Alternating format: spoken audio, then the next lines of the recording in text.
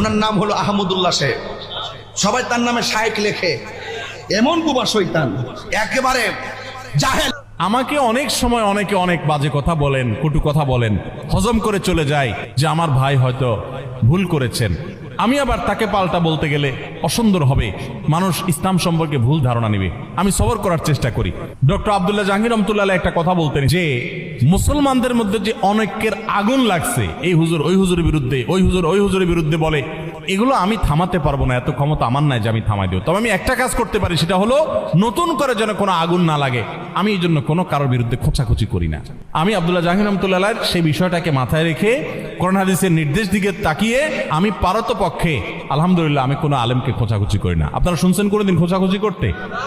আপনারা সাধারণ মানুষ হবে, আপনাদেরকে আমি একটা অনুরোধ করতে চাই, সেটা হলো হুজুররা যদি নিজেরা লাগালাগি করে, আল্লাহর হস্তে আপনারা ওই লাগালাগি করেন না, হুজুরদেরকে আপনারা অন্তত ভয় করেন।